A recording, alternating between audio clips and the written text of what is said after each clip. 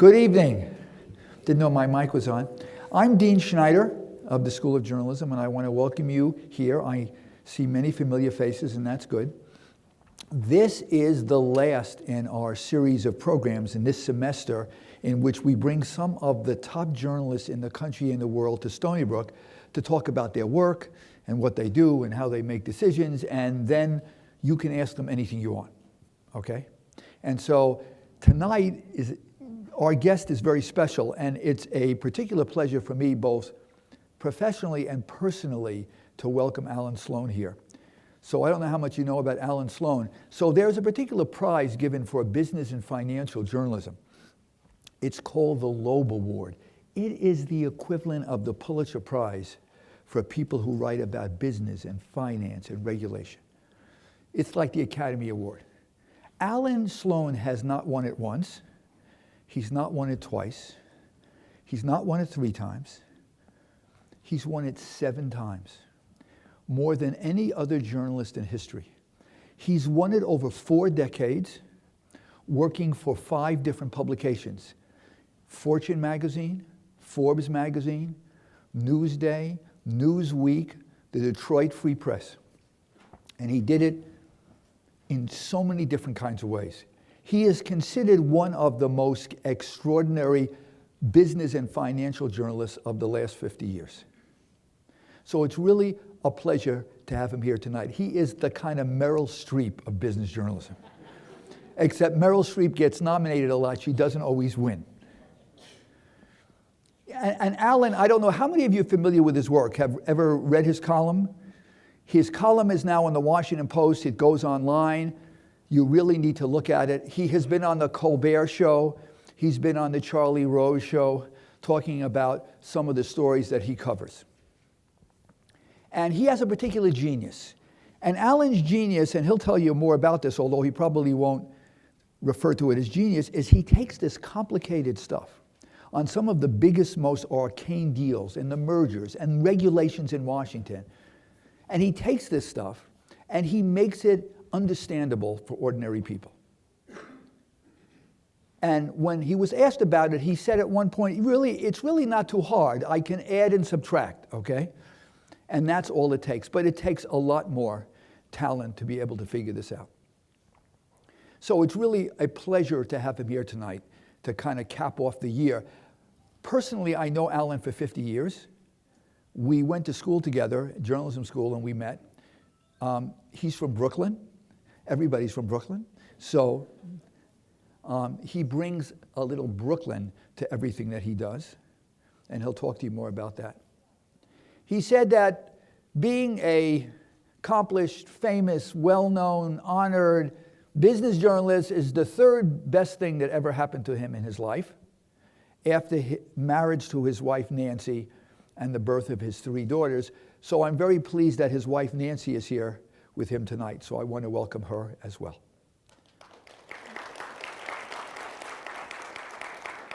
So I'm going to ask Allan to come up and talk to you a little bit about some of the things he's done.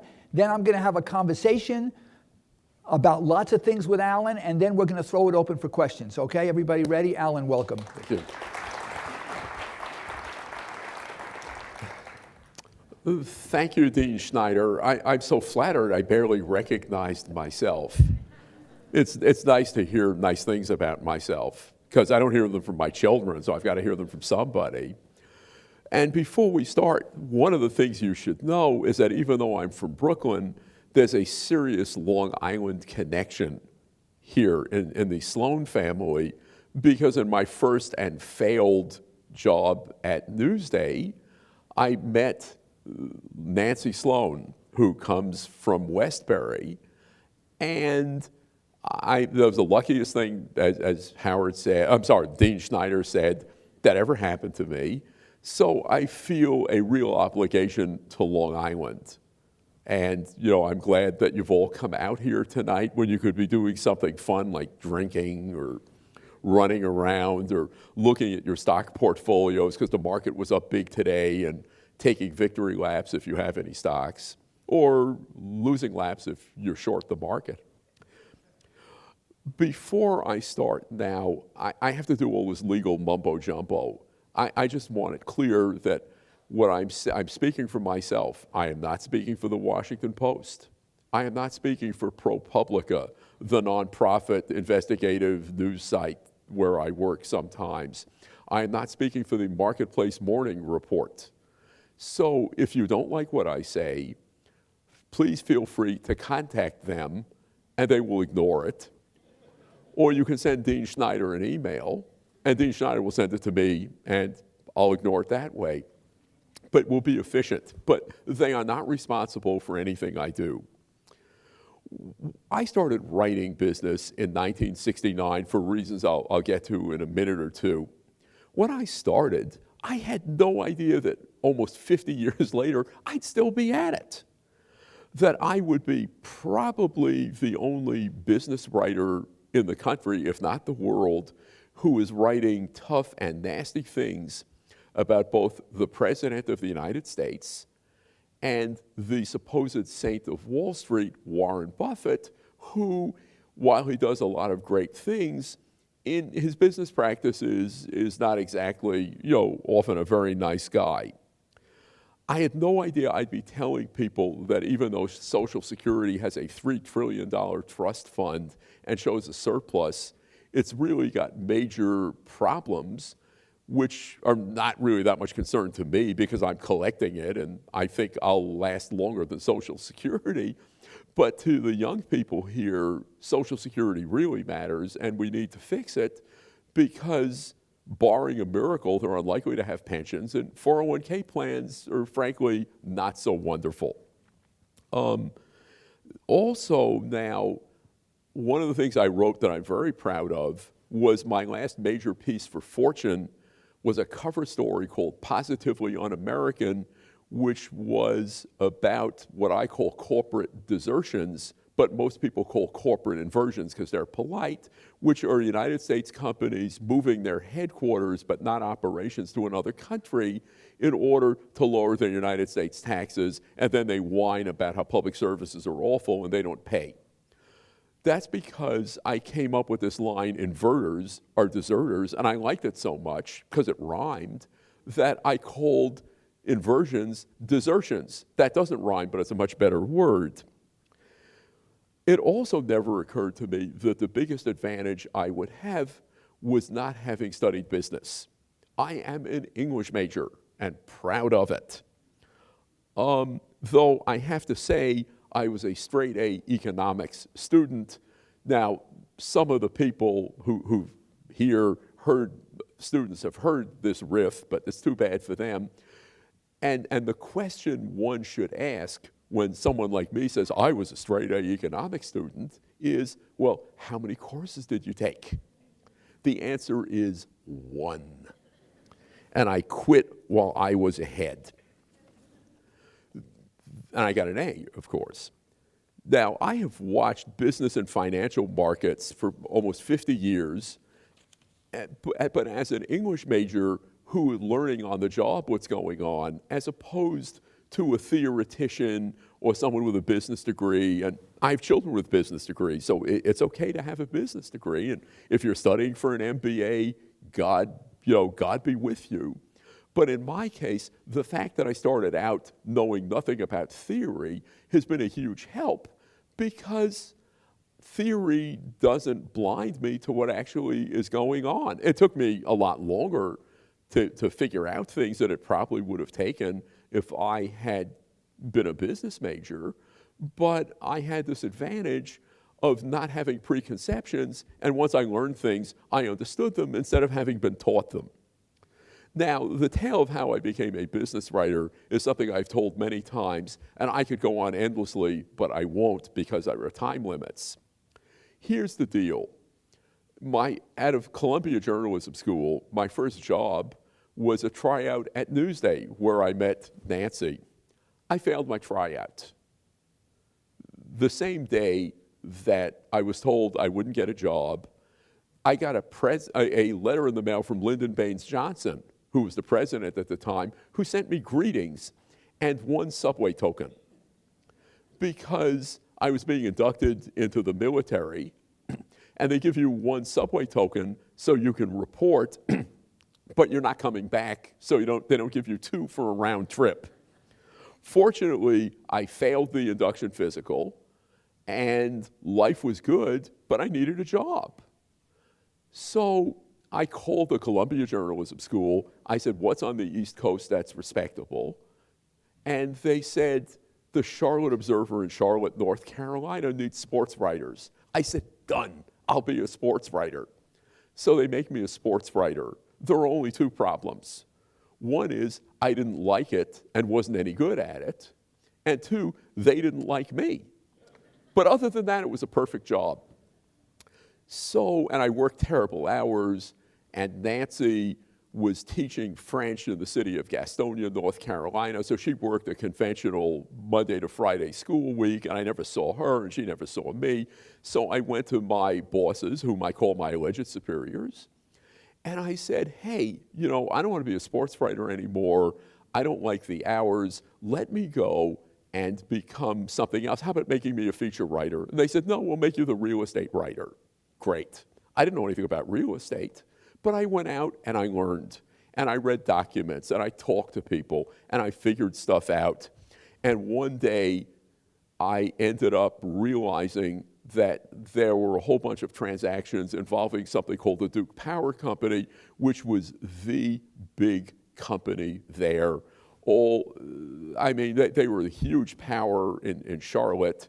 And here is Yutzo here from Brooklyn with bad clothes and accent, messing with the Duke Power Company. And ultimately, because one of my colleagues was a great guy and said, give this kid enough time to write the story, I went out, decoded what was going on, and it turned out the Duke Power Company had been engaged in real estate speculation in a way that all the profits went to the shareholders and all the costs went to the ratepayers. This came as a shock to the utility regulators who read it in the Charlotte Observer. They were not happy. Ultimately, during a rate increase proceeding, they whacked the Duke Power Company's rates by $12 million a year, which was roughly double the annual profit the Charlotte Observer made.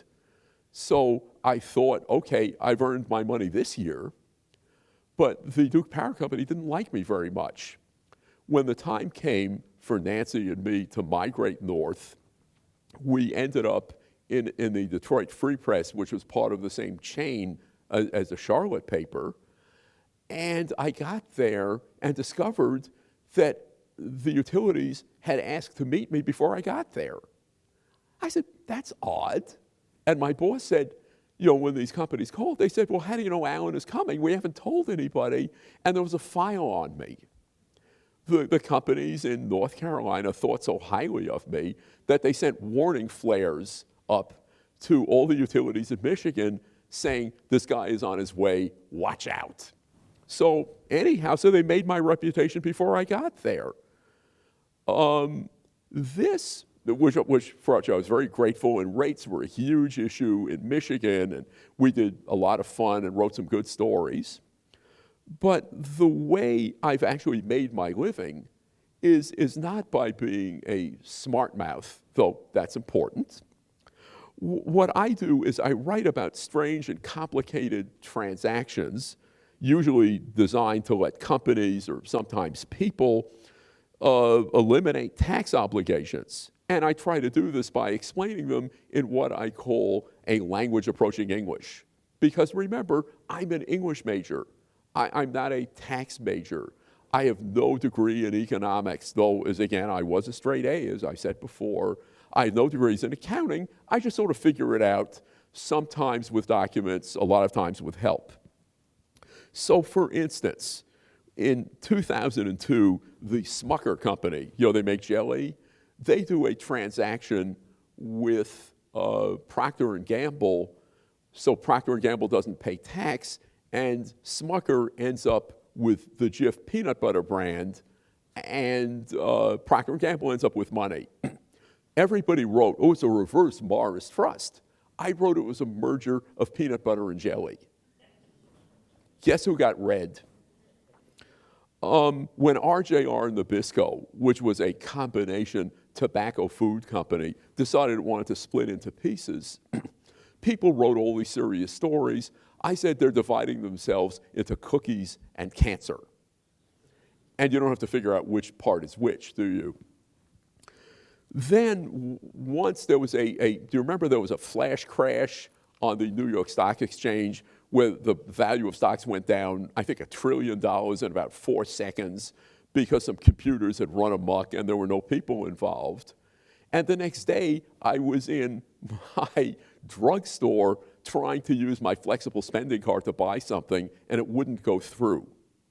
So my druggist, because there was a computer problem, my druggist fixed the computer problem in about 3 seconds, so I compared that in an online post to my druggist, whose name and store I gave with his permission, fixing my problem in seconds compared to what had happened at the stock exchange. Because it's the same thing. There was a computer problem, but in one case there were people, and in the other case there was nothing but more computers. Also, I compared investment bankers, this is one of my favorites, carving mortgages into something called tranches, which if you're French, and the kids have heard this before, but too bad, they'll hear it again. They're young, they have to suffer. Tranche is French for slice. And the question is, why did they do this? Why are they carving mortgages into tranches? And the answer is for the same reason that Tyson Food will sell you chicken parts instead of making you buy a whole chicken, because they can sell the parts for more than the whole. That may be the only thing anyone remembers about the story, but it won me my last Loeb Award, and it got me a role in my first and last award-winning movie, which was something called Inside Job. So I've won an Oscar. Not happen often. Though they didn't give me the Oscar, I was furious. It was not right. Now, most of what I do and most of what journalists do is to tell people what's going on. It's not to influence events, though I don't mind doing that, but that's not my job. My job is to tell people what's happening and why they should care. And I'll give you some of the examples. And considering all the places I've been, I am possibly, again, the only person who ever on the wall in the same office had covers from Forbes and Fortune, which were competitors to the death, and Newsweek and Time, which were competitors to the death. But at one point, each of them gave me at least one cover, or actually at least 2 covers. So anyhow, one of the things I did, which you've never heard of here, but I'm very proud of, is a colleague of mine named Cesare Podko and I came on something called Dividend Arbitrage, which I will not explain to you unless someone with tolerance for pain comes up after the meeting. But what it did was it was a way for United States investors to avoid paying dividend taxes in Germany. We found this thing, and I won't tell you how, but we found tales of all of this. Cesare, who is an immigrant from Poland, rounded up some German partner, and within 1 day after our story ran, the German legislature changed the rules so that nobody could do dividend arbitrage in Germany again, and it saved the German taxpayers more than $1 billion a year. Now, Cesare and I wanted a cut of that because we're journalists, but we're not fools. But there was no way we could get that. It was too bad. In 2009, back when there were all these rescues going on during the great financial meltdown, the federal government had a bunch of warrants of Goldman Sachs. A warrant gives the owner the right to purchase stock at a fixed price over a fixed period, and a warrant, if you can buy it, if the warrant lets you buy stock for less than the price is now, it's very valuable. And they were negotiating to buy the warrant back from the federal government.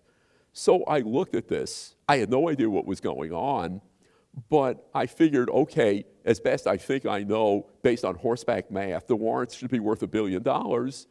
So I called somebody who should remain nameless, and I said, why are you offering only $500 million to the government for the warrants? And this person said, how did you know? Those are the magic words. It meant I was right. So I wrote a story that ran in the Washington Post, And 3 days later, Goldman Sachs paid $1.1 billion for the warrants. So I helped make $600 million for the taxpayers, but no one gave me any of the money. And again, if there's a lawyer, the statute of limitations may have run, but if there's a lawyer here, I would appreciate help in suing. Then I once figured out, along with my partner, my journalistic partner, a woman named Doris Burke at Fortune, that the bank bailout, which everyone said was going to cost hundreds of billions of dollars, was going to turn a profit for the country, which changed the terms of debate and also, fortunately, happened to be true. A million years ago, when I had hair, in 1984, I wrote what turned into a cover story for Forbes called Mike Milken's Marvelous Money Machine. Michael was the king of junk bonds, the inventor of junk bonds. I had a partner in this also, a fellow named Howard Rudnitsky, and Howard and I spent hundreds and thousands of dollars of Malcolm Forbes' money buying documents, because this is before there was an internet, and we sort of figured out how all of these interconnections worked. And this came as news to the Securities and Exchange Commission, which found out what was going on from reading Forbes, which made me very happy, though, of course, no one ever told me that, but we figured that out. Then I once wrote, can you believe I engaged in sarcasm? Can you believe this? There was something called the Morris Trust that the Washington Post was using to sell newspapers to Knight Ridder newspapers for no tax. And I wrote, and who knows, given Disney's abilities to cross-market. The Mighty Ducks movie begets the Mighty Ducks National Hockey League team. The 101 Dalmatians film begets the live-action movie. Maybe the company's tax avoiders can design a new theme park feature, Tax Dodgem Cars. Open this little beauty on April 15th, and you'll have standing room only. I was very proud of that. Disney was not happy. Not long after that, and there was a detailed graphic that ran in the Washington Post and also at Newsday. Right after that, Congress passed a thing getting rid of the Morris Trust, which is why in the future people needed reverse Morris Trusts. Again, I didn't get credit for this. And something that I'm proudest of, and for which I have to thank Dean Schneider for having been a stand-up guy, is I made myself a reputation attacking my employers. That was so much fun. There was a family called the Chandlers who controlled Times Mirror, which at that point owned Newsday. And for reasons I don't remember and don't matter, I came to realize that the Chandlers were getting Times Mirror to do these incredibly complicated things that were probably not to the advantage of Times Mirror, but were to the advantage of the Chandler family. So I wrote about this probably 3 or 4 or 5 times for different transactions. And if I'd been rational, I would have worried about losing my job. But I figured, well, I then called him Howard, but I trusted the dean, I trusted my bosses, I trusted the people at Times Mirror to be honorable people, and nothing ever happened to me, except I got some funny phone calls.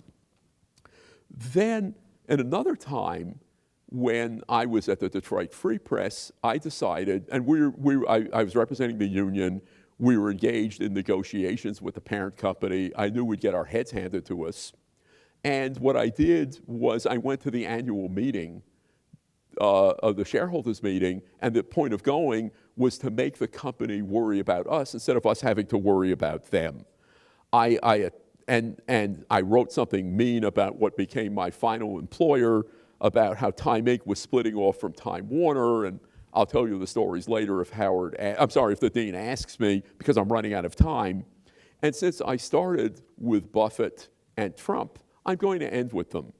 One of the things I've written now several times, and I don't understand why no one else seems to write this, but maybe it's because Warren Buffett is really, in many ways, a great guy and very funny and very personable. But if you look at some of his transactions, I mean, they're all legal, but they are really tough. And I added up things called, what are they called? Cash-rich split-offs. And here he is saying, the rich should pay more taxes. Warren Buffett, should pay more taxes. People like Donald Trump, when he was a candidate, should pay more taxes.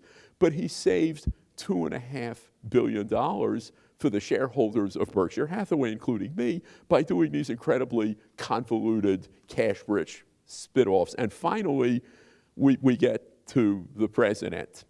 Now, if you were here for the last speaker, a fellow named Glenn Kessler, who's wonderful, he and I did a whole bunch of stories about Trump when we were both at New York Newsday of blessed memory.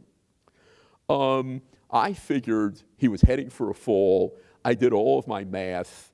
I wrote one of my few cover stories for New York Newsday called "It's All Over for Trump."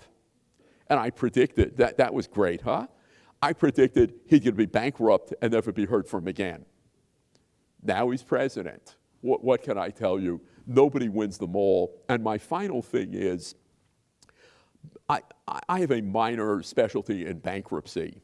And bankruptcy is called the Chapter 11 of the Bankruptcy Code. And in Wall Street, if you have one bankruptcy, you're an 11. If you have two bankruptcies, you're a 22. What are you if you have three bankruptcies? Excellent. People know their times table.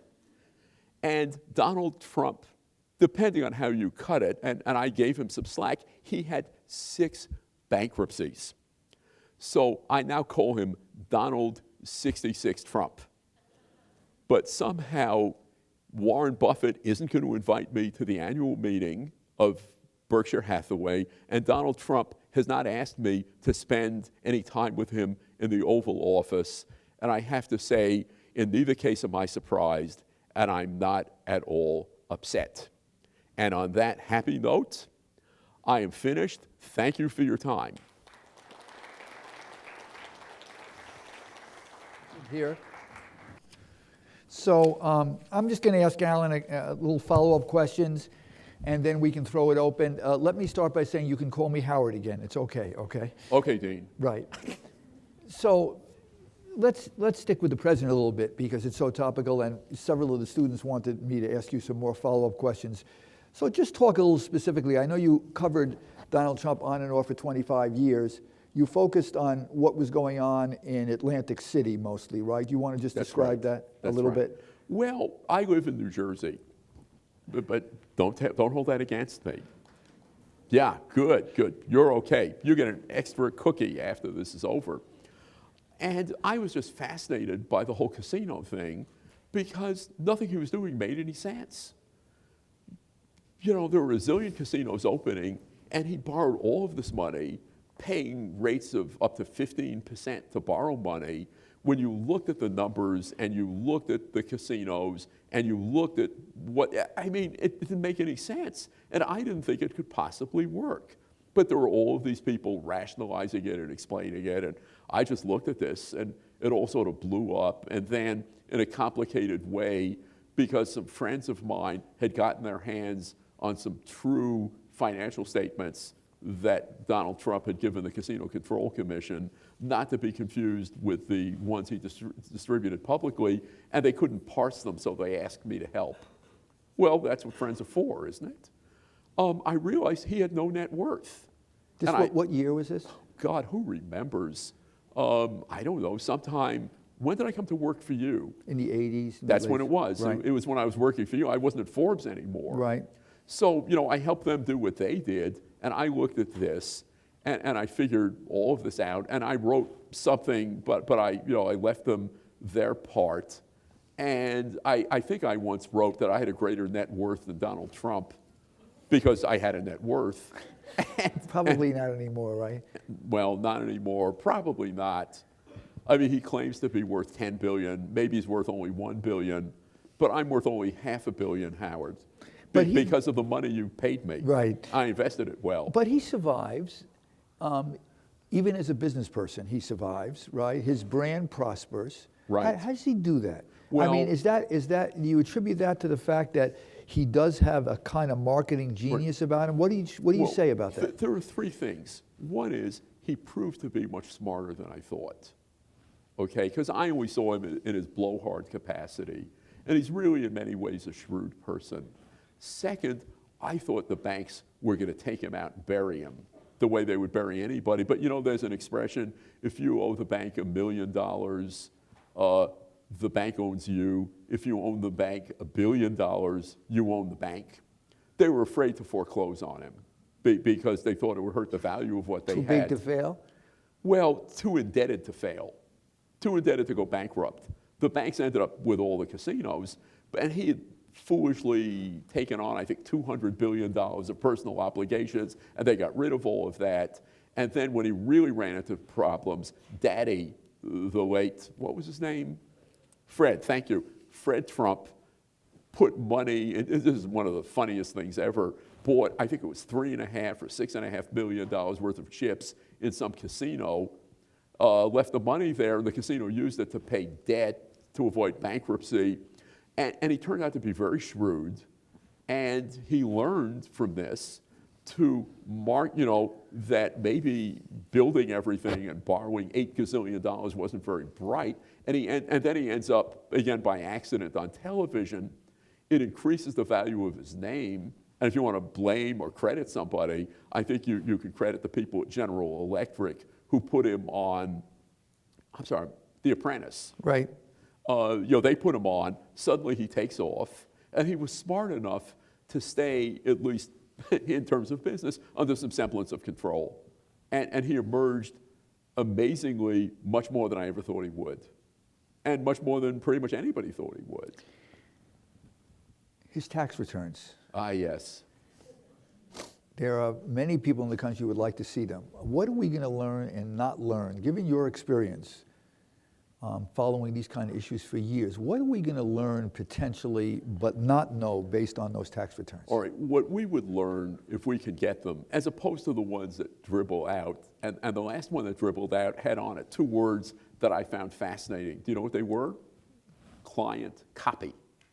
You think that he leaked those? I don't know. Somebody, I think, sympathetic to him leaked those because they showed a payment of an extremely large tax of, I think, $28 million of alternative minimum tax, which I didn't even realize was possible.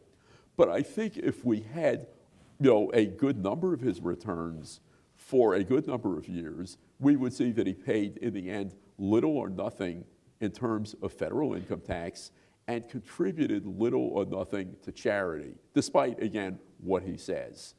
And that's what I think we would see. The thing I think we would not see, and I actually wrote this and got 3 of my favorite tax experts, none of whom is a Trump sympathizer, to say on the record, is that any dealings he might or might not have with Russia would almost certainly not show up on the tax returns, and that people who are saying, oh my God, if we could only see his tax returns, we'd know the truth about Russian influence. I don't think that's true.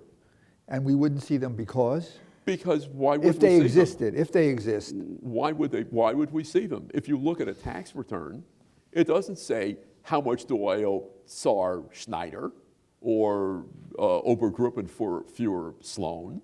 It doesn't say whom you own money to. It doesn't say who your partners are. It just has income and outgo, and that's what it has. You know, unless you happen to have gotten an interest payment, you know, from, it says, you know, Russian mafia, which somehow I don't think it would say, or, you know, some oligarch, which isn't going to be there.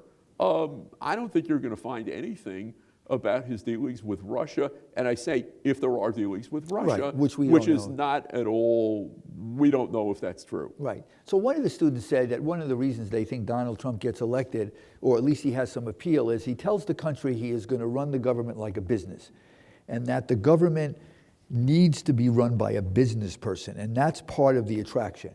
Given your experience watching business people now for 50 years, is this a good idea or a bad idea? Well, what kind of business? Are you going to run it like a bankrupt casino? That's not a good thing. Are you going to run it like a well-managed, smart company trying to eke out a living in a tough business? Yeah. But he has never really run businesses. You know, he's branded, he's done this, he's done that. He may be technically a businessman. He has never, I think, successfully run a big corporation, and many of the things he does, such as surrounding himself apparently with people who seem to tell him what he wants to hear, these are no-nos. If you go to business school, they don't tell you surround yourself with people who tell you you're great. They tell you to surround yourself with business people who will tell you when they think you're wrong. And the mistake he made in the 80s was, falling in love with his own ideas and not listening to people who tried to warn him off. And I just don't think that's how you run a successful business. So who's the smartest business person you've met? Probably Buffett. This is the Buffett you said is not a saint, right? He's really smart. And, he and I had a falling out that we won't go into, but I used to spend quite a lot of time on the phone with him. He's really smart. He thinks a zillion different things. He's really quick. I'm reasonably quick. I could call him up with something where I had done all the research and had the whole advantage in the conversation. And if I prevailed half the time, that was a lot. And usually, in a case like that, I prevailed 90 to 95% of the time. And I saw him at board meetings of the Washington Post Company, where some of my colleagues from Newsweek and I were part of the entertainment, and he was really impressive. He's really smart. He's really quick. So he's the real thing, obviously. Yeah. So let me ask you about a couple other things. So in 2007, we have this incredible meltdown as a country, right? Right. We go through a banking crisis, a sub-mortgage crisis. We lose in 2 years 9 million jobs. The pain is enormous, the economic pain for lots of Americans. You could argue that it is the foundational reason that Donald Trump gets elected in some respects. Mm-hmm. Mm-hmm. A, what lessons did we learn? And B, could it happen again? All right. I would say the meltdown was really in 2008 and 2009, and that it was as bad as it was because even someone like me who saw problems, and I wrote, again, the story I talked about mortgage failures, I wrote about that in 2007. So I knew there was going to be grief. I had no idea the grief would be this big because I did not understand the interconnectedness, how all of these banks and what are they called, investment banks and all insurance companies, how they all tied into each other, and the poisoned securities had spread all over, and it was like an infection. I didn't realize that. The Securities and Exchange Commission didn't realize it. The Fed, which I think is generally pretty smart, they didn't realize it. The regulators didn't realize it. Goldman Sachs, which, I mean, if I can be crude, is smart as hell. They're very good. They didn't realize it. J.P. Morgan, run by a real whiz named Jamie Dimon, they didn't realize it. Nobody realized how bad this was going to be, and then it just fed on itself. And then there were one or two mistakes, like allowing Lehman Brothers to fail, where they actually did that on purpose, setting off a panic all over the world for a variety of reasons, and then afterwards invented, forgive me, a story, oh, we couldn't save Lehman Brothers. And I said to one of the players, I said, you told me you weren't going to let Lehman fail. Well, I didn't mean it. Thank you very much. That was a real help. It was a disaster.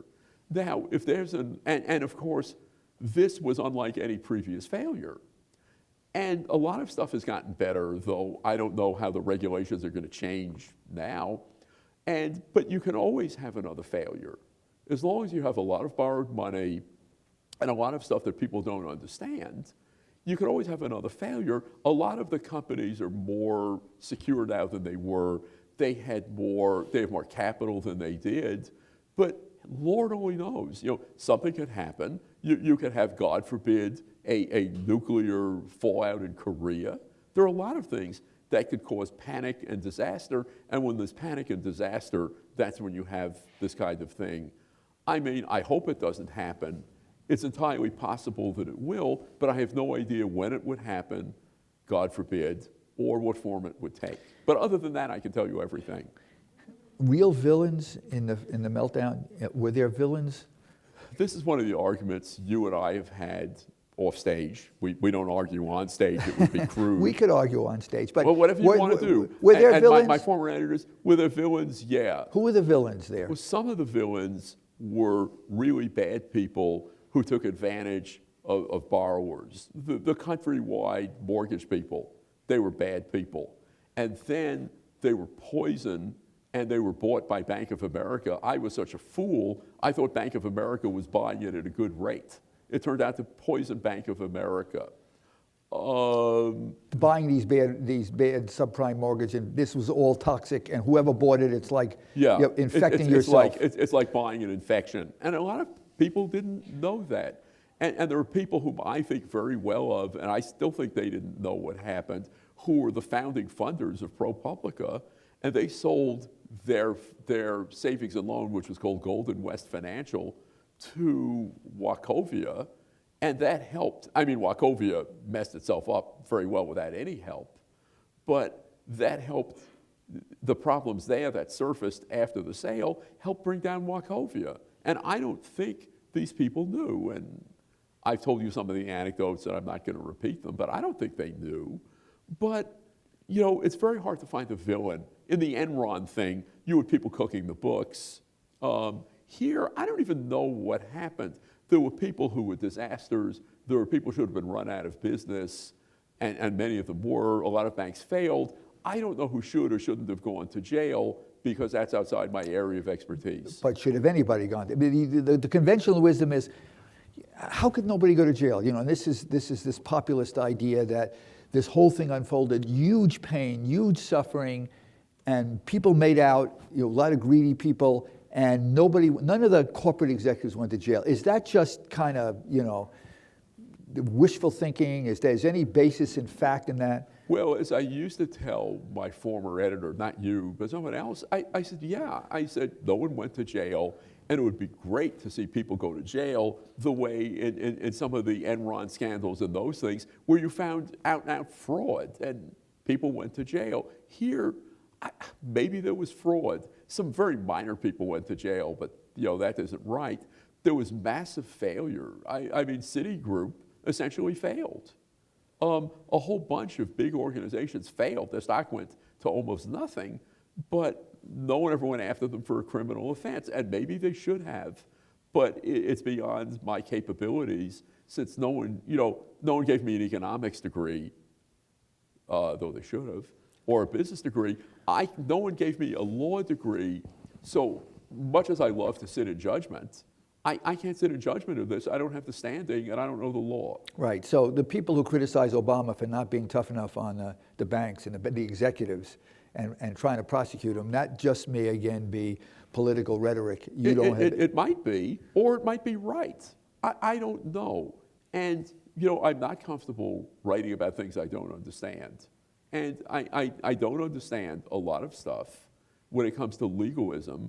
Plus, you know, I had certain family conflicts. I needed to stay away from certain things, you know, because, like I say, I'd rather get a new job than try to get a new family. So there were certain things where I thought there were problems, but I had to leave them alone because I didn't want to endanger members of my family, and I wouldn't disclose any of this. Because so your family members are tied up in some of these... My family members, some of them are regulators, some of them are analysts, some of them are corporate people. I just don't want to do that. While we're on this, because I want to talk to you about, I wouldn't call it obsession, but Social Security and this misunderstanding that many of us have that really things are not as bad as they might appear. We're going to get to that in a second. But talk a little bit about transparency as a journalist, which you're really good at, and what you disclose every time you write about anything. All right, if I have something that I think a rational person would want to know about, I disclose it. And when I wrote stories about New Jersey's finances, which are not wonderful, I felt obliged to say I own New Jersey Transportation Trust Fund bonds. And I think they're safe or I wouldn't own them. But if you found out after you read a story of mine about New Jersey and you found out that I own New Jersey bonds, you'd say, wait a minute, what the hell's wrong with you? You got to tell me this stuff. So I insist on disclosing it. Every time I write about Berkshire, I mention that I own its stock. When you Because write about I do. Buffett, right. When I write about Buffett, I mentioned that I own stock in Berkshire Hathaway, which is his company. And I'm sure he probably would love to figure out some way to get rid of me, but I don't think it can be done. So talk to us a little bit about, you keep coming back over and over again, reading your columns, you come back to Social Security, and about Medicare, and everybody talks about entitlements and the problems we have. Tell us what's really going on in Social Security. What's going on in Social Security is the bookkeeping in Social Security is crazy. And I'm a person who has spoken, I think, 3 times now on panels with the head Social Security actuary at actuary meetings, okay? So I think I know something. Or they think I know something, which is, if they think I know it, who are you to say I'm an idiot? Right. Well, you can, but I don't care. But what's happened is the way the bookkeeping works, Social Security is now spending $100 billion, I haven't looked lately, maybe $150 billion a year more than it takes in, but it's showing a profit on the books because it has this thing called the trust fund, or as I call it, the alleged trust fund, that is showing more interest income than the cash deficit. So the size of the trust fund keeps increasing, but the cash deficit is getting bigger and bigger, which was actually predicted by the people who set up the current system. It's happening earlier than they thought, and worse. This was predicted, but except for people like me, no one ever thought of it. So the federal government is now borrowing, I don't even know what the number is, $100 billion or $150 billion a year to give money to Social Security, so Social Security cashes in its bonds, and then it's using that to pay me and So, you. Are you on Social Security? Yes, I'm not of age yet. No, I am. So, but go back and stop and do that again. Yes, sir. So does everybody understand that, or you were a little confused? Okay, I'll No, start. we got, and I want you to keep sorry. doing this over and over again until everybody understands it. Okay. Because it's a good exercise to Okay. really try to slow down and explain the sorry. mechanism. You don't have to be sorry. Go it's ahead. late. What can I tell you? Right, go ahead. All right. Social Security takes in money in taxes, and it pays out benefits. Right. Okay?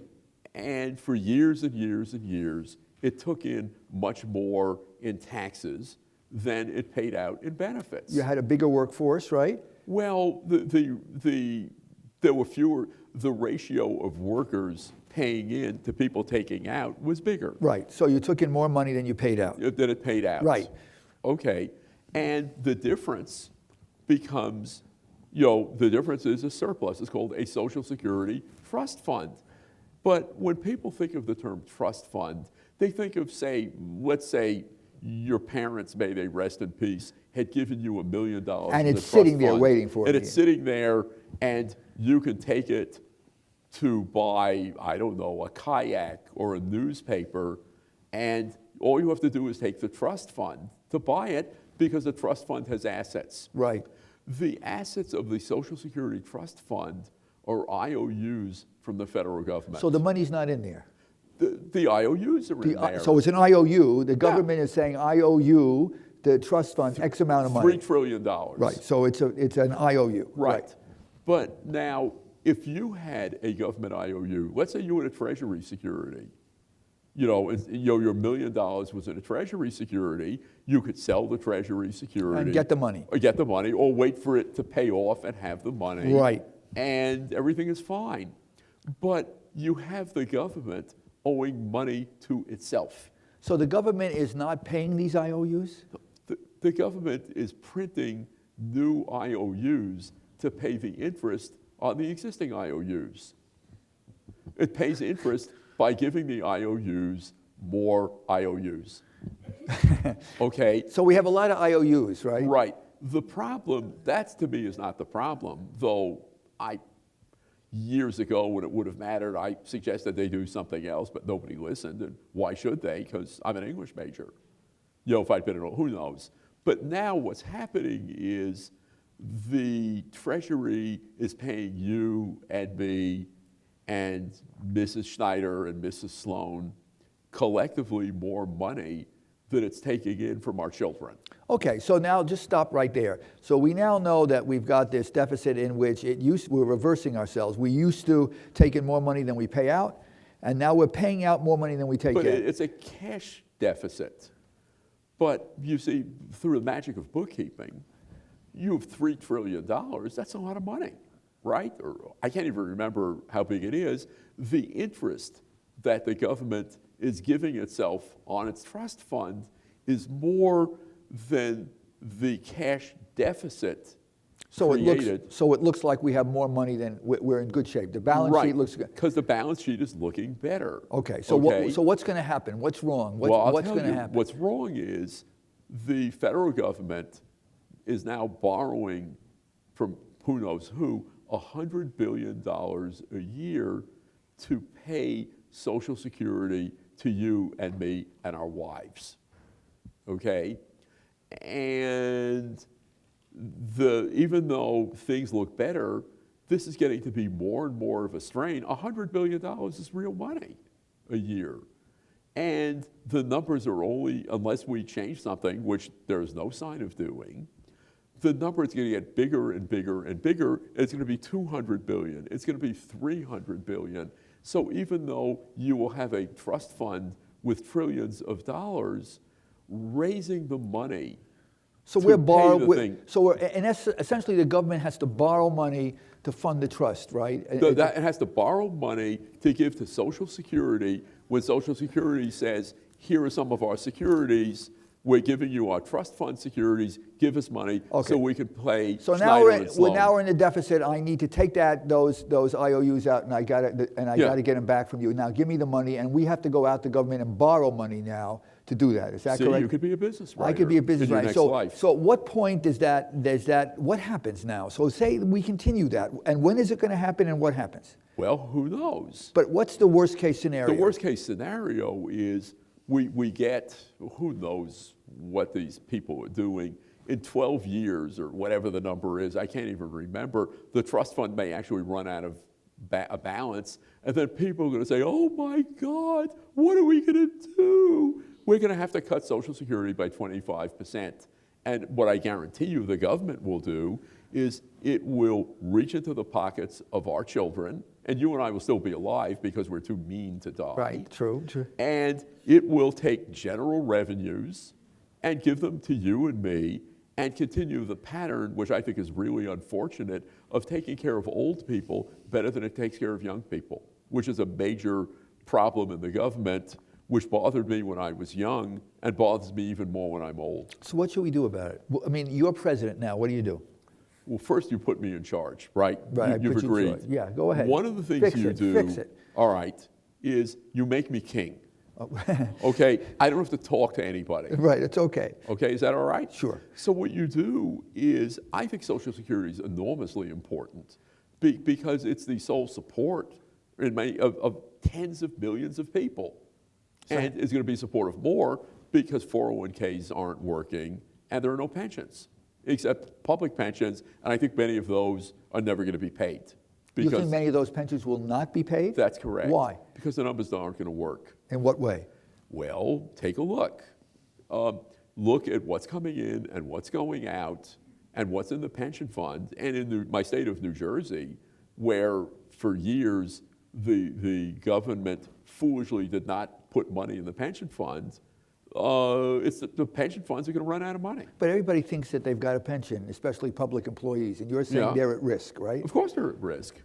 But what you would do with Social Security, and it's getting late now, I was saying 15 years ago to do this. What you do is, instead of, and people have magic solutions. Well, tax the rich. There's a cap now for, you pay Social Security tax on only $127,200. I just looked it up. That's why I know. Well, raise it to $1 million. Make it indefinite. So in other words, you add 12%, and a 12.4% additional tax to people. Wonderful. That's great. What you can do is raise that sum, slow down the growth sum. When you're dealing with people like me who are what I call Social Security maximum people, and what I hope you are, which is a Social Security maximum person, maybe slow down the growth of our benefits a little. And if you do all of this, you can get the thing back to something resembling a pay-as-you-go system, which is what it started at. And then in 1982, for complicated political reasons, it began collecting a lot more money than it was paying, and the idea was to build up the trust fund and keep everything safe for 75 years. We're now on the bad side of that, and I don't think it's going to work because the borrowing demands are going to be so enormous. We're going to have to do something, and we should do it before it's a crisis, but I don't think we do anything here before there's a crisis. So tell everybody about your Social Security and Nancy's Social Security and what you wrote about. Okay, Nancy, who is really the world's most wonderful and patient person. I agree with the patient part. Yeah, no. Well, Eileen is second. Yes, that's Eileen true. and Nancy are 1 and 2. That's true. Okay, we agree? Yes. We agree. Yes. Anyway, for strange reasons, Nancy and I are the actual perfect illustration because Nancy chose to raise children rather than make money, and I chose to make money. So I paid maximum Social Security tax. So we are the classic couple envisioned when Social Security started, because Social Security never envisioned 2 working spouses. Right. It wasn't set up that way. So what I did was I tracked, with Nancy's consent, because she signed off on this, and with the help of the actuaries of Social Security, we calculated how much money we had put in, we and our employers had put in for whatever it was, 40-something years, and how much, if you count the interest they earned on the trust fund, this would have amounted to, and we compared that to the value of how much it would cost to buy an annuity to give us The amount of money. And the inflation adjustments of Social Security. And, in theory, Social Security was way ahead on us because the way the benefit structure works, the more you earn, the less your benefit is as a percentage of what you put in, which, by the way, is perfectly fair. That's exactly how it should be. But so while they showed this big profit on us, they had to borrow the money to pay me. And that's what we wrote about. And on the cover of Fortune was a Social Security card of mine with a null number. The Social Security people gave us a null number. And when I got a call from the art department saying, is it okay to use your signature? I knew that meant it wasn't. Right. So my research associate, Doris Burke, now I went to Hebrew day school and had terrible handwriting. Doris went to Catholic school and has a great handwriting because I guess they didn't let you out, of Catholic school if you couldn't write. So she signed Allan H. Sloan, and it's the clearest it's ever been. Right, but it's on the somebody cover, else's. but it wasn't mine. And Nancy, of course, picked up on this instantly because she could read it. So she knew I hadn't written it. I'm going to ask you 2 quick questions and throw it Okay. open to the audience. Yeah. One is on, it says that we shouldn't let the numbers fool you. What are the most misleading economic statistics and numbers that people need to be careful about in terms of interpreting and trying to, trying to make some sense of when they hear things? Well, it says numbers. It doesn't say economic numbers. Right, well, but Okay. are there economic numbers that you've run across? Sure. Statistics that we all There hear are about? all of these statistics, monthly economic statistics, and some statistic comes out and people say, wow, God, this means we should buy. This means we should sell. We should do this, we should do that. And then a month later, the statistics are revised. And, they're back to what everyone expected them to be. The unemployment rate is a little like that. The Social Security numbers are horribly misleading because if you read the Social Security numbers and you don't know how it works, Social Security companies in great shape. But it's not. Medicare's a mess too. Medicare is such a mess, I don't want to deal with it. Because Even if you're president, you won't deal with it. I'm giving you that power. No, if I'm president, what I can do is put you in charge. Right, thank you very much. And then when people hate it, I'll say, here's Schneider's name, address, and phone number. Right. Social Security is an incredible, Medicare is an incredible mess because it's so bizarre and complicated, and medical stuff is complicated, and you're dealing with life and death. Social Security is only money. With Medicare, a tremendous portion of it, and I forget the statistics, goes to people who have no hope of survival in the final year or so of their life. And it's a huge thing. And if you were doing this the right way, you would figure out some way to not pay that. Death squads. Yeah, well, that's what happened.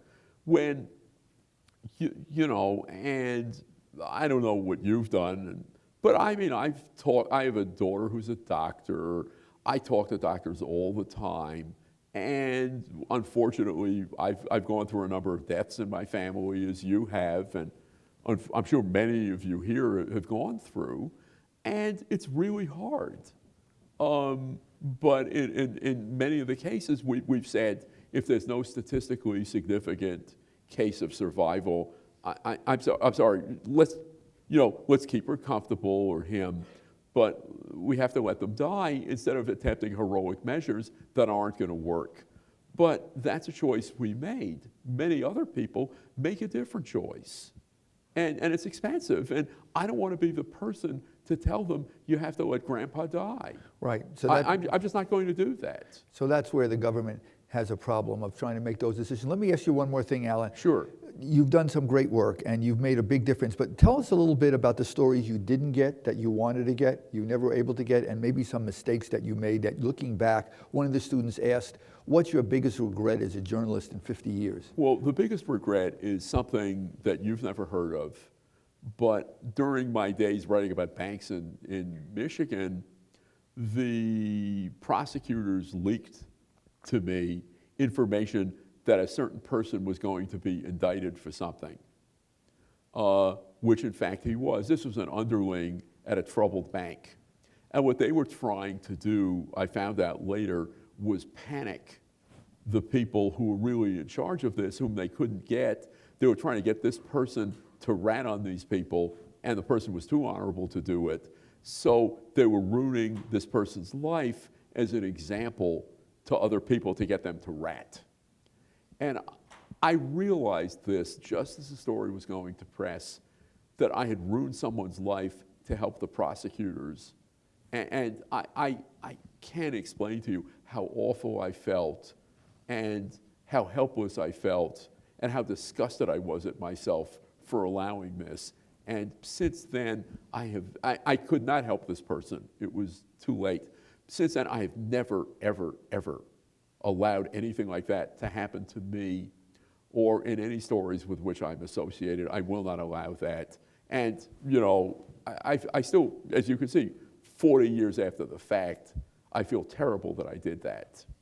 You know, I've made journalistic mistakes, okay? I've gotten things wrong, but there I can apologize. And I was an early adopter of retractions, saying, okay, I got it wrong. I'm sorry, you know, and here's the right thing, and I'm sorry, I'll do better next time.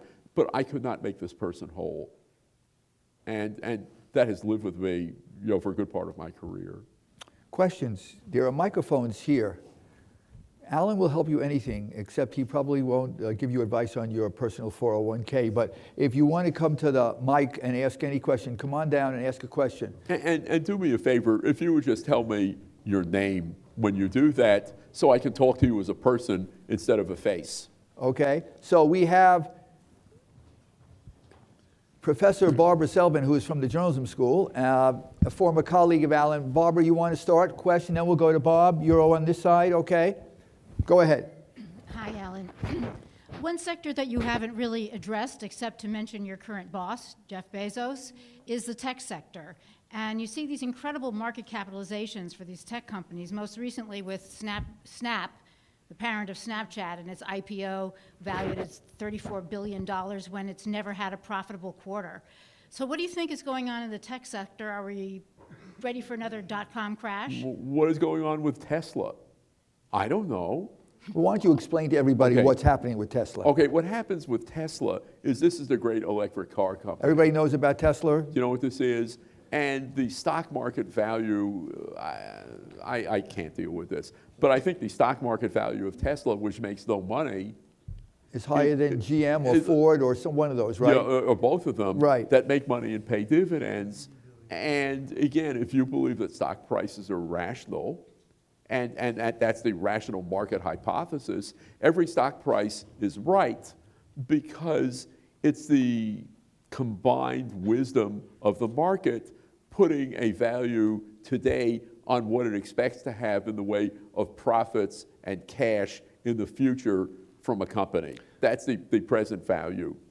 But things have been known to get out of whack. I don't know anything about Snapchat, and I don't want to learn. But Tesla, the best thing on betting on Tesla with the driverless cars and the future is that they're the future, and therefore the price is worth it, right? They're betting on the future, not its current value, right? That's right. And there's always a reason why something which someone like me looks at and says, this is utterly insane. There's always a rationale for it, because just like when I covered real estate in Charlotte, the realtors every once in a while would have a campaign that said, today is a great day to buy a new home. So if interest rates were going up, it was a great day to buy a new home because you wanted to buy it before interest rates went up. And if interest rates were going down, you wanted to buy it because it meant the prices of houses would go up. So it was always a great day to buy a new house. On Wall Street, it's always a great day to buy a stock. It's cheap, it's expensive, but it's getting better. And there's all this, and there are these terms that make me crazy. When stocks go up, it's a rally. When they go down, it's a correction. And when I say, well, gee, if it's a correction, does that mean that when it rallied, it was wrong? Because if it's correct now, it means it was wrong then. Well, no, it's real. I've never looked up, I've never done any work on these companies. Some of them will undoubtedly be worth a lot less. Some of them may justify this. I think if you took them all collectively and could bet against them all, you'd probably come out ahead. But I don't know how to do that, and I'm not recommending it. And I've got enough trouble. Today, when I tried to send you the copy of this speech, it took me about 4 times to send you the document. So I am not holding myself out as any sort of tech expert, or I can't even use Word properly. On that note, Bob, go ahead. Yeah, I'm Bob Ober. I teach this course called Law and Politics, and I'm not a lawyer and I'm not a political expert, but a couple of things. Just keep fooling them, it'll be good. That's what I do. Oh, okay. What's your take on the interrelationship between Glass-Steagall, Dodd-Frank, and the fact that we have over $700 trillion outstanding notational value on derivatives? And even though Glass-Steagall, of course, was canceled in 1991, what do you think is the interrelationship of those and the necessity for having those in our system to prevent another 2007 to 2009? And it's not a fair question. Okay, that's fine. Because the first thing I'm going to do, Howard, go ahead. I'm going to translate that. That's good. I was going to say that's the first thing. That's good for everybody. Okay, Glass-Steagall was a piece of legislation adopted, I think, in the Depression. Isn't that right, or right afterwards? I don't know. Yes. That said investment banking and what they call commercial banking, making deposits, accepting deposits and making loans, was separated. And over the years, the lines blurred. And in 1991, I think it was, this is one of the funniest things ever, but since you asked, in order to facilitate the takeover of Citibank by something called Travelers. Do you remember that? And it became Citi. Travelers was an insurance company, and Citi was this. They got rid of Dodd-Frank. So the companies combined, people took all these victory laps. Ultimately, the combination was such a fiasco that they separated them out again, remember?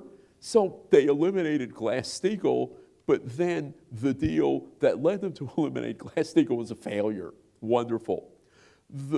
And one of the solutions now of the problems of too big to fail and all of that is supposed to be to separate investment banking from commercial banking again. Explain why that's important, or potentially important, to separate those things. But I don't think it is. But I'll explain it. What's the worry? What do people worry? The worry is investment banking is riskier, and involves cowboys. Oh, I'm sorry. What's the proper gender term? Cow people? Yeah. cowboys and cowgirls. So the bank has my money now, and it's making riskier. Yeah, the investment banking, you're swinging for the fences. You know, regular banking is supposed to be boring. But the lines are complicated. The difference of buying and selling securities, it's very complicated.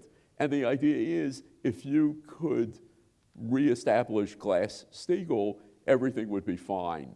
And because then the banks could not take my money and risk it on these kinds of. But you know, banks, there's still endless derivatives. There's endless craziness. And I think the real thing to do, if it were me, which it isn't because no one cares, is I would make the banks much smaller so that if one or two of them failed, it would not be a calamity to the world. Now, how you do that, I don't know. How you stop the interconnections that brought on 8 and 9, I don't know. But trying to draw specific rules is very complicated. At dinner, remember, when the explanation, the Volcker rule, named after the former, Federal Reserve Chairman Paul Volcker, that said, well, banks should be able to buy and sell securities to make markets for their customers, but they should not be able to buy and sell securities just to try to buy it for less than they sell it for. It sounds wonderful. I believe it was 700 pages, the explanations, which means it's worthless. And my editor at the time, who had studied New Testament Greek, made me compare the word count in these pages with the word count of the New Testament in New Testament Greek. And let me tell you, I am not good at New Testament Greek. I'm not good at New Testament, and I'm not good at Greek. And I got someone to give me a count, and I forget what the ratio was, but it was an astounding number. It sounds very simple, but it's very complicated. And what you have to do, which I don't know how to do, is to make sure the companies have enough capital not to fail, but still enough to be profitable, and to stop them from destroying the world, but to destroy themselves. And all of the proposals, certain aspects of Dodd-Frank are very good. Explain Dodd-Frank. Dodd-Frank was the reform legislation. Christopher Dodd, the senator from Connecticut, right? And a guy named Barney Frank, who was a piece of work, who was a congressman from Massachusetts, who was just hilarious and very funny and extremely mean, which means if he and I had ever gotten to spend time together, we probably would have liked each other a lot. That was the reform legislation, and it forced banks to increase capital and set up all sorts of new rules, and it's very complicated. And since 2 of my 3 children are involved in attempting to enforce aspects of it, I can't really talk about it much because A, I don't really understand it, and B, I don't want to endanger my children because, as I told the dean at dinner, it's a lot easier to find another job than it is to find another child. So I don't know what to do. I don't think going back to Glass-Steagall would do it because people would find a way around it. I think having more capital, that probably works. I think telling banks that they can't do securities transactions at all, I think would be very smart and a lot simpler to enforce than Glass-Steagall. Just saying, if you want to have options or whatever the hell it is they have, I don't even know what they are, you do. These securities, you have to buy them. As a customer, you can't do them yourself. You can't trade them. I think that would work and be a lot simpler, but that wasn't what Volcker proposed. Right. And so people are in love with the Volcker rule, but I mean, my children apparently understand it, but I'm too old. So you'll be listening in Washington where there are these debates over whether we should now get rid of Dodd-Frank and get rid of it and go back the other way, and this is what the issue is all about. And what's the balance between allowing banks to have enough leeway to grow and to make money versus are we going to be put at risk, all of us again, because they're going to make bad investments and all of our money is going to get sucked in, and the banks are so big we're going to have to bail them out again because they're so big. These are some of the questions going on in Washington. Question, who's next? Hi, Thanks, Bob. Hi, I'm Matthew. right now considering a journalism major, but I'm not quite one yet. I'm sorry, I can't hear.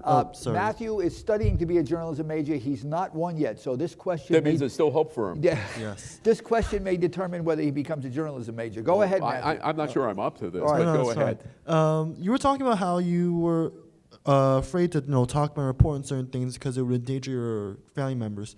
My aunt works at Goldman Sachs and she makes a lot of money. When do you draw the line, like when to report something and when to not, when it could hurt your loved ones? Okay, I call it the front page rule. Again, not an original to me. If it ran on the front page of Newsday, right? Or the New York Times even, if they could spell Allen properly, because the spelling is unusual. If it would run on the front page and be an embarrassment, I don't do it. One of my children was involved in the regulation of a small part of AIG during the meltdown, this big insurance conglomerate. So I went to the people I worked with at Fortune, and at that point I had an employment contract. And I said, I'm sorry, I can't be involved in any AIG coverage. Not only will I not write anything, but I will not help you. And since you didn't sign up for this, if this is a problem, I'll waive my contract, we'll shake hands, and I'll go my own way. And they thought about that for a while, and they said, we'd rather keep you, and we just won't have you write about AIG. And I thought that was really classy on their part. That's the kind of thing that I do, and because I am not going to disclose anything about my children. I don't mind saying I own stock in Berkshire Hathaway if I write about Buffett.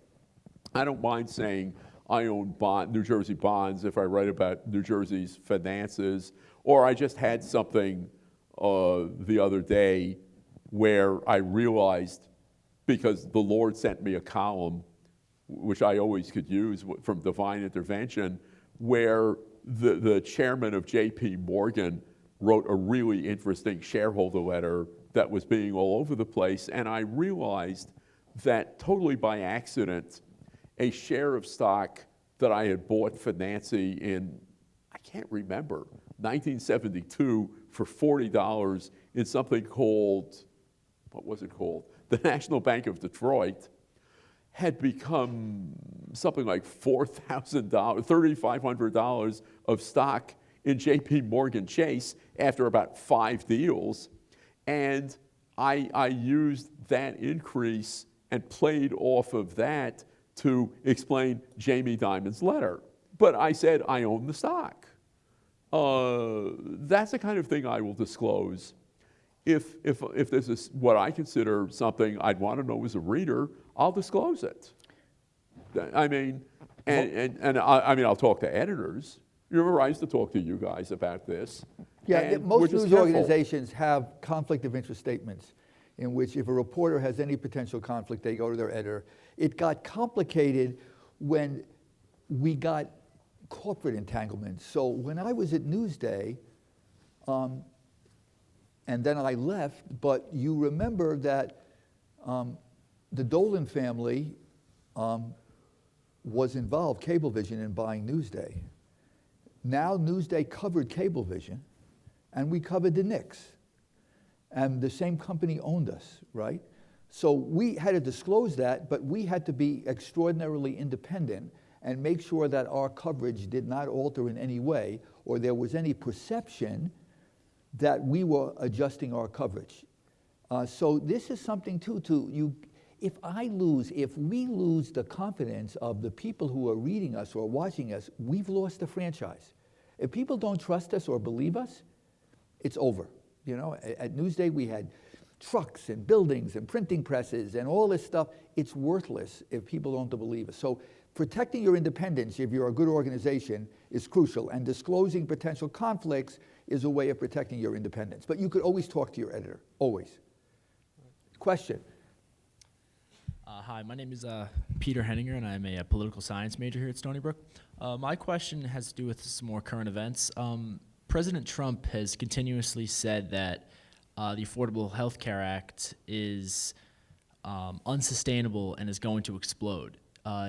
Is there any merit behind those claims, and do you think you can give me some of your expert analysis on those? This is the kind of thing where I have an opinion, but I'm not prepared to share it.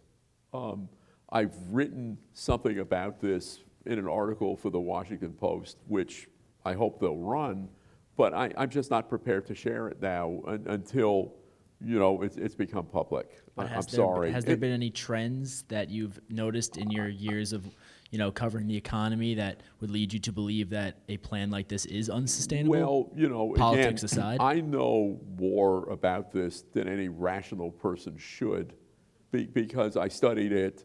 One of our children is a doctor, so I care about whether she can make a living, though I mean, she's not affected by this. And the workings of the American Health Care Act are immensely complicated, and it's funded extensively, and I think fairly, though people disagree, by tax surcharges on people like the dean and me, people who make a lot of money, though I don't know how much you make anymore. And the thing that the Trump people proposed was going to strip those taxes out, and since you needed to make the numbers balance, you were going to reduce the subsidies to people by the amount of the taxes that were being taken off. That's what it was. Whether that's good, bad, or indifferent, sustainable or unsustainable is not up to me. The question of what insurance companies are going to do, because it is so complicated, I mean, it made my head hurt when it first came out. I couldn't figure it out, and I got people to help me, and I'm still not sure I understand large parts of it. I don't know what's going to happen. If you sabotage it, it's not going to work. If you don't sabotage it, I don't know if it'll work or not. I have, again, opinions on large aspects of it, but I'm not prepared to share them. But you're going to and share I'm just them not gonna. in your column? Is that the idea? Yeah. And when is that going to run? I don't know if it's going to run. Okay. So we'll keep our eye on it. I'm sorry. I mean, it's a very good question, but I'm just not comfortable. All right, next you for your question. time. Thank you very much, by the way. We have time for another three questions. Quickly, go. Hi, my name is Scott. I'm a fellow English major. And Yes. I was curious about how your writing style changed as you went from one media organization to another.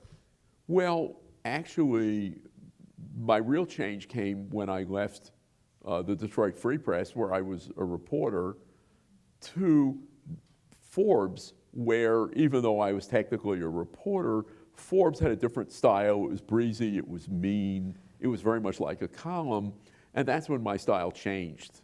And it's evolved since then, but the major change would be if you read my Free Press stuff and you read my Forbes stuff, that was the major change. Since then, I think it's changed less over time than it changed from Detroit to Forbes. Thank you. Okay, next question. The press, as I've noticed, they tend to focus a lot on numbers like GDP growth and unemployment and things like that. Do you believe that those are a fair reflection of the economic realities for average people? And if not, then how can they better address the issues that actual people face? Well, you know, this is a case where the numbers are the numbers, but I don't know how you relate unemployment rates to the average person. I mean, because you're either employed or you're not. You're not 96.8% employed. And it's very hard to extrapolate. I'm sorry, it's very hard to go, I'm starting again, I'll stop. It's very hard to go from numbers to people. And that, I think, was one of the things in the election where even though the statistics overall are positive, millions and millions of people felt angry, aggrieved, and left behind. And from what I think I know, a lot of those people voted for Donald Trump, and that's what changed the election. So even though the numbers look good, a lot of people were angry because an average doesn't vote, only a person votes. I'm sorry, that's the best I can do for you. It's a good question, and I'm sort of giving you a dancing around answer, but it's the only one I've got. Okay. And now the finale. Hi, I'm Jen. I'm a journalism major. I was in Professor Sullivan's 301 class. We've been talking a lot about pensions and 401ks and stuff. And this is not my personal advice for a 401k, but why do you think 401ks are not so wonderful? Because in many cases, the companies are not putting a lot of money in, and or in a 401k. Should we? I better explain it. Yeah, I think most people know, but go ahead. Should we?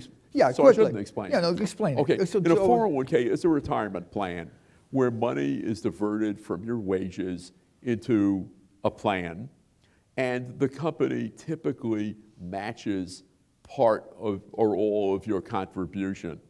And then when you get to be the age of Sloan, you take it out and pay tax on it. So it's deductible going in and it's taxable coming out. Now, I did extremely well on my 401k because I had, for most of my period, a very generous employer that actually called the Washington Post Company, that actually cared about its employees and put us primarily into Vanguard, which I'm not telling anyone to do, but it's a very low-cost company. And also because the chairman loves Warren Buffett, and understandably so, we had the option to buy not only Washington Post stock, which I would not do. I would not buy my employer's stock in my retirement plan. But since he made it okay to buy Berkshire Hathaway stock, I bought Berkshire Hathaway stock, which I normally would not have bought because it was a conflict. So I had this fabulous plan. They matched it well. The costs were cheap. I did very well. Most plans now, many plans now, have little or nothing from the company. They are in, the funds are not necessarily the funds that are best for the employees, but they're from fund managers or fund families that charge lower costs to the company than would be the case if the funds themselves had cheaper costs. So it's hard. And also, the amount of money you have to save is a lot of money to be meaningful. And we had a very good market. There was a bull market for almost 20 years in stocks and bonds from 1980 or 82 to about 2000 or 2001. And we benefited from that. And then I got really lucky, and in 2009 I was freaking out, because stuff had down 55%. And one of my good friends and best market sources said to me, "You're not retiring, suck it up and put in more." So with great fear, I put in more. I was very lucky. I don't know that you'll be that lucky. You better save. But a lot of companies are chinsing on 401ks. They're cutting back. They're eliminating the match. My former employer, which Time Warner, canceled the pension plan.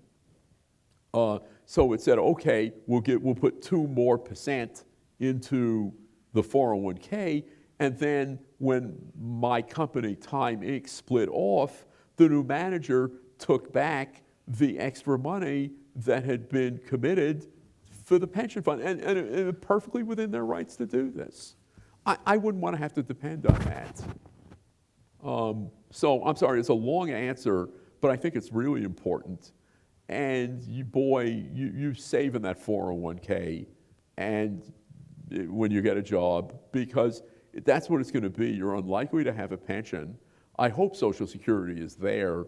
I pray it's there, because it's a major source of income for an enormous part of the old population, and that's not going to change. So, you save your behind off, and you'll hope you do well. And if you need investment advice, call the dean. Don't call me, because I don't know anything. So on that note, will you join with me in thanking Allan and wishing him well? Thank you. Thank you. Thank you all for coming. And invest your money wisely, okay?